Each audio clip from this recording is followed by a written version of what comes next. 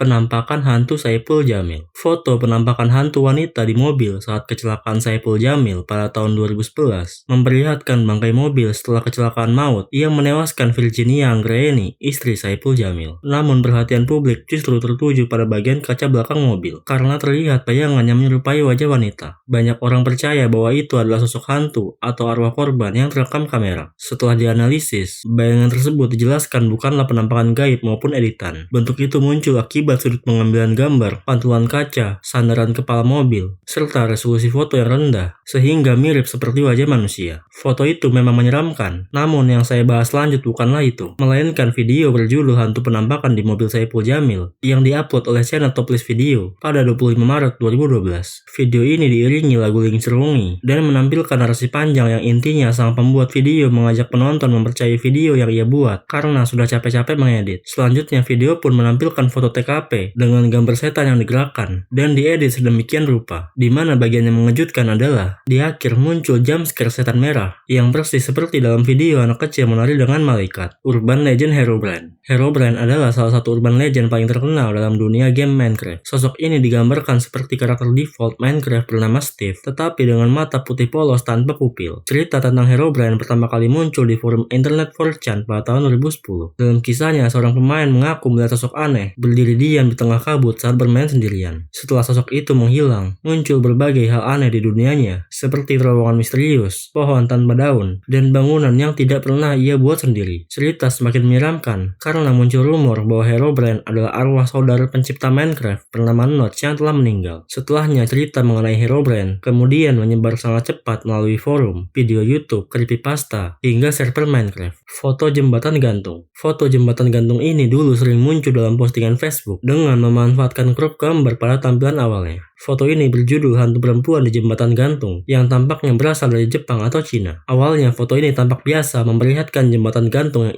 indah. Namun jika seseorang scroll fotonya ke bawah, akan muncul jumpscare hantu perempuan yang menyeramkan. Foto ini sekarang termasuk ke dalam kategori lost media karena tidak diketahui siapa pembuatnya, tidak jelas gambar hantu berasal dari mana, dan tidak ada versi original yang benar-benar pasti. Makmum. Film pendek Makmum karya Rija Pahlavi yang diunggah di YouTube pada tahun 2015 menceritakan seorang siswi asrama bernama Nurul yang terbangun saat dini hari dan bersiap untuk sholat tahajud di kamarnya. Saat sedang sholat, Nurul mendengar pintu kamar yang bergerak. Lalu di rakaat kedua, tiba-tiba muncul hantu perempuan yang mengenakan mukena ikut sholat di belakang. Hantu itu juga mengikuti bacaan Allahu Akbar dan Sami Allahu liman hamidah, lalu mengikuti gerakan sholat selayaknya makmum. Setelah selesai sholat, Nurul menoleh ke belakang, tetapi tidak menemukan siapapun di ruangan itu. Kondisi ini membuatnya mulai panik dan mencari ke kamar-kamar lain untuk memastikan teman-temannya ada. Namun semua kamar tidak memberikan jawaban. Nurul kemudian menghubungi salah satu teman dan mendapat kabar bahwa temannya sudah tidak berada di asrama sejak siang. Situasi semakin membuatnya takut ketika ia kembali ke kamar dan hendak menutup pintu. Saat pintu hampir tertutup, sosok makmum terlihat sangat dekat di antara dirinya dan pintu itu. Lalu di akhir video, terlihat jejak kaki menuju ke arah kamera. Lalu muncul jumpscare wajah makmum yang sangat mengerikan. Video ini dulu menuai banyak kontra. Beberapa orang berkomentar kalau mereka mengalami trauma dan takut untuk sholat sendirian karena selalu membayangkan kejadian dalam film ini. Ninja Banyuwangi. Peristiwa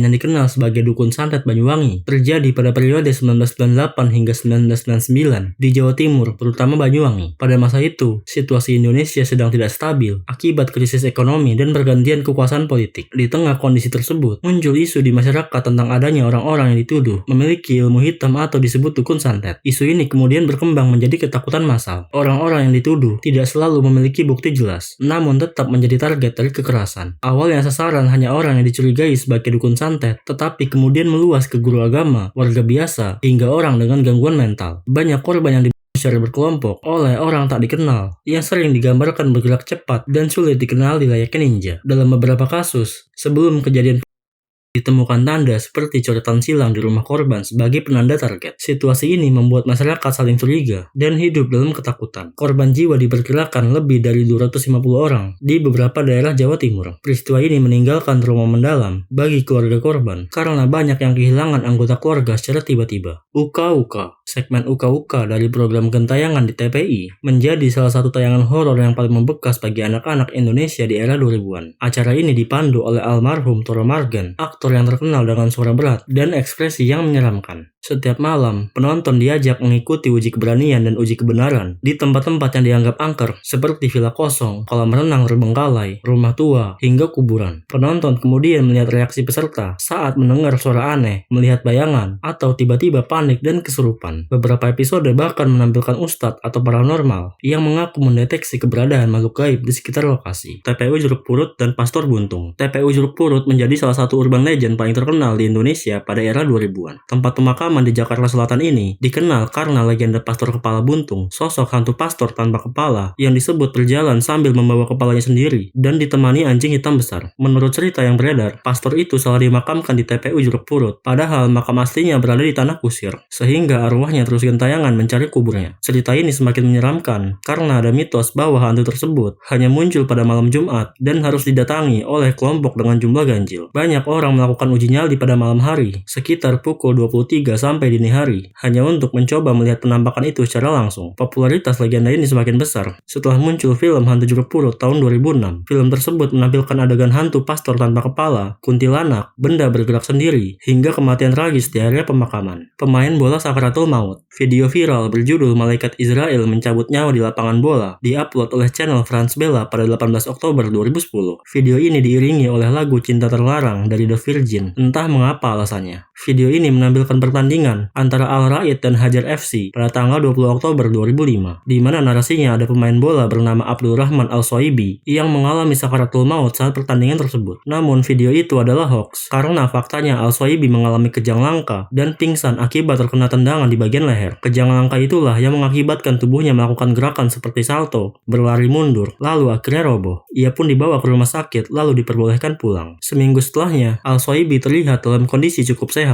saat bermain pada pertandingan berikutnya, dan bahkan ia berhasil mencetakkan 2 gol. Ghost Radar. Ghost Radar menjadi salah satu aplikasi yang viral di kalangan anak-anak dan remaja sekitar awal 2010-an. Aplikasi ini diklaim mampu mendeteksi keberadaan hantu melalui sensor di HP, sehingga sering dipakai untuk iseng menakut-nakuti teman atau mencoba mencari penampakan di suatu tempat. Tampilan aplikasinya dibuat menyerupai alat pendeteksi paranormal sungguhan dengan radar hijau, suara statis, dan indikator energi misterius. Fitur yang paling terkenal adalah radar map, di mana layar akan menampilkan titik hitam, biru, atau merah yang disebut sebagai lokasi arwah di sekitar pengguna, di mana warna hitam bertanda hantu berenergi rendah, warna biru bertanda hantu berenergi tinggi dan berbahaya, serta warna merah bertanda hantu berenergi sangat tinggi dan sangat berbahaya. Selain itu, ada juga fitur ghost camera yang kadang memunculkan hantu atau bayangan menyeramkan di layar kamera, membuat orang yang melihatnya kaget. Padahal aplikasi ini sebenarnya hanya membaca pola sensor dan menghasilkan efek visual secara acak. Namun pada masa itu, banyak anak yang mempercayai aplikasi ini sepenuhnya. Maskot ikonik. Ada beberapa figur maskot yang dianggap menyeramkan dan membuat orang dulu ketakutan bahkan sampai sekarang. Pertama, ada boneka Mampang. Boneka Mampang adalah pengamen jalanan, berbentuk boneka tinggi dengan kepala besar, wajahnya yang datar dan kaku, serta matanya yang tidak berkedip memberikan kesan yang mengerikan. Lalu juga gerakannya yang terkadang tiba-tiba mendekati kaca mobil atau pejalan kaki untuk meminta uang, seringkali membuat anak-anak kaget hingga menangis. Kedua, ada Badut Dufan. Badut Dufan memiliki wujud sebagai kera bekantan raksasa. Meskipun ia dirancang untuk menghibur pengunjung, proporsi tubuhnya yang besar dan wajahnya yang kaku seringkali memicu fobia pada anak-anak. Ketakutan yang berlebihan terhadap badut ini dinamakan coulrophobia. Terakhir ada ondel-ondel. Ondel-ondel merupakan boneka raksasa khas Betawi yang wajahnya dicat mencolok dengan mata yang melotot. Bentuknya yang menjulang tinggi ditambah iringan musik yang keras dan pergerakannya di jalanan sering menimbulkan ketakutan mendalam bagi anak-anak. Ketakutan dan ketidaknyamanan pada ketiga maskot itu dikategorikan dalam situasi uncanny, di mana ada figur yang mencerminkan manusia, tetapi ada suatu hal yang membuat figur itu terasa aneh karena tidak memenuhi syarat sebagai manusia. Kondisi inilah yang kemudian melahirkan ketidaknyamanan.